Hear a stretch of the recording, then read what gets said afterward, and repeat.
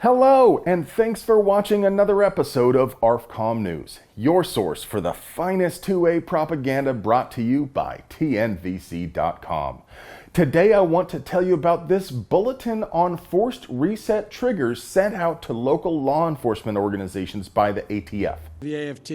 The AFT refers to forced reset triggers as machine gun conversion devices.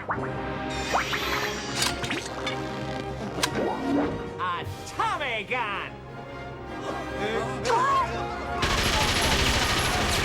And references their own rewriting of the NFA we've seen before, where they blatantly swap the word function for the phrase continuous pull, and they just hope nobody notices. We've seen this misinformation in other published and leaked papers from them, but this is the first LE bulletin I've seen from them on forced reset triggers. The 1934 National Firearms Act defines a machine gun as a device which can shoot automatically more than one shot without manual reloading by a single function of the trigger. What's your function?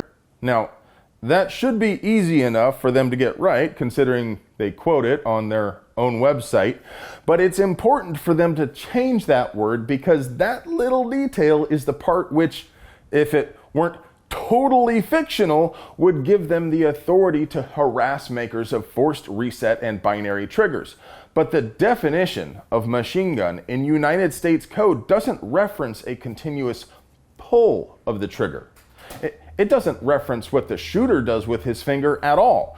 The definition relies on how a trigger mechanically functions, and forced reset triggers do require a separate, discrete function of the trigger for each shot fired. Then, hilariously, they forget their own lie and accidentally use the phrase function of the trigger twice. On page 3, as they're explaining how cops can identify these devices, they claim FRTs are able to fire more than one shot with a single function of the trigger. But the surrealism really ramps up on the 4th page, where the AFT bulletin totally misrepresents the way the FRTs function mechanically. It reads as if they don't have a clue how the triggers work, and I legit can't tell whether they're stupid or just playing one on TV. When you fire an AR, the bolt carrier moves to the rear, extracting the spent case and cocking the hammer, normally for all ARs. The way an FRT works is that as the hammer is cocked, it also forces the trigger forward to reset. It also prevents the trigger from being pulled again until the bolt carrier is fully forward, so you don't get an out-of-battery ignition, which would be very dangerous. Gonna have a bad time. So there's a little dingus that sticks up which won't allow the trigger to be pulled until the bolt carrier touches the dingus. The AFT bulletin illustrates this part as a way to identify FRTs, then explains how other drop-in triggers might have that part, but that's okay because they also incorporate a disconnector or similar feature to ensure the trigger must be released before a second shot is fired.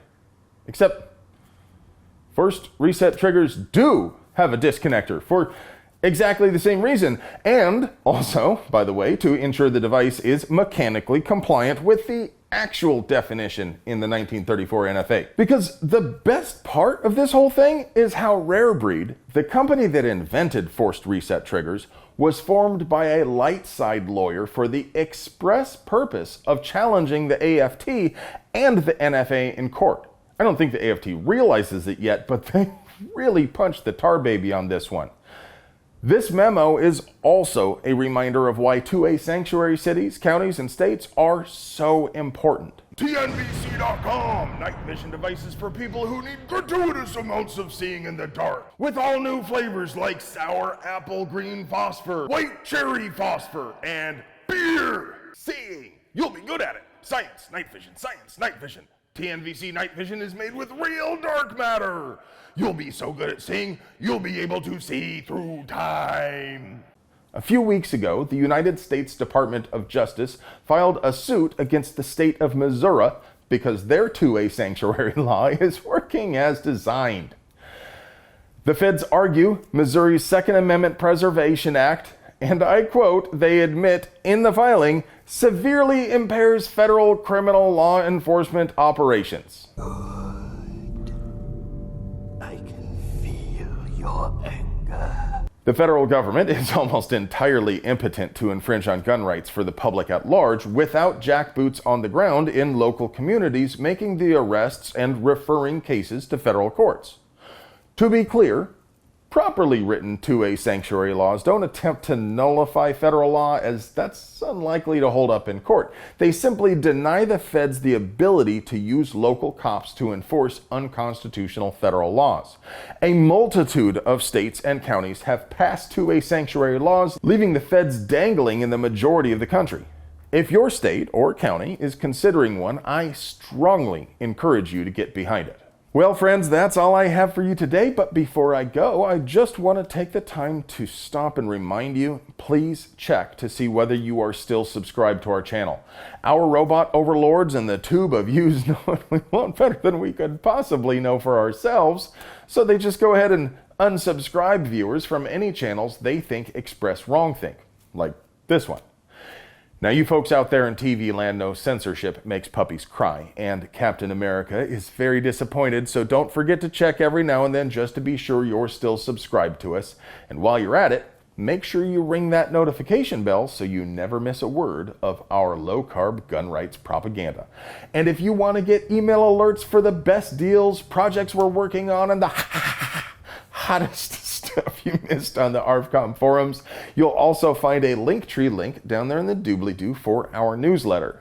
Remember, if you want to help us keep bringing you banger content like this, please support the folks who support us. Not only does TNVC.com give you night vision with that cool, refreshing, never bitter taste that goes down smooth, they also have mounts, lights, training, swag, and all sorts of other 99% cruelty-free non-GMO gear to make you the bump in the night. I love you.